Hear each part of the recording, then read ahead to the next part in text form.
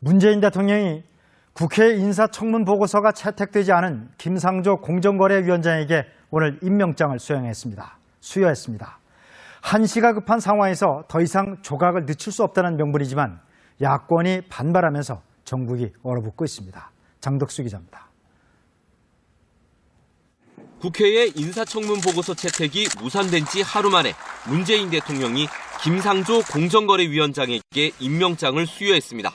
재벌 개혁을 비롯한 경제 민주주의 그리고 또 우리 공정한 대한민국 정말로 좀 최선의 노력을 다해 주셔서 청와대는 정책 역량을 높이 평가하는 국민의 눈높이에서 볼 때 김 위원장은 검증을 통과했다며 새 정부의 첫 출발을 더 이상 지체할 수 없다고 밝혔습니다.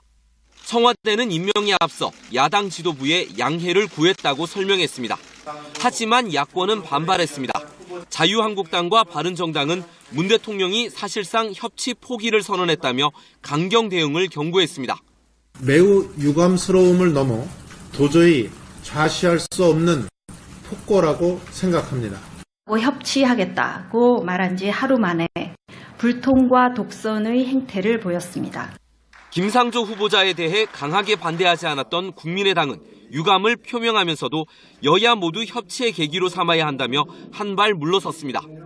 이번이 처음이자 문재인 정부에서 마지막이 됐으면 하는 그런 생각이고, 야 3당이 모두 반대하는 강경화 외교부 장관 후보자의 인사청문 보고서 채택 시한이 내일로 다가온 가운데 문 대통령이 강 후보자까지 임명을 강행할지 여부가 전국의 분수령이 될 것으로 보입니다.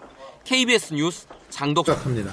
협치하겠다고 말한 지 하루 만에 불통과 독선의 행태를 보였습니다.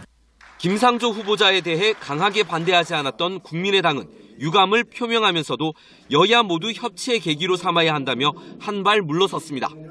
이번이 문재인 대통령이 국회 인사청문 보고서가 채택되지 않은 김상조 공정거래위원장에게 오늘 임명장을 수여했습니다.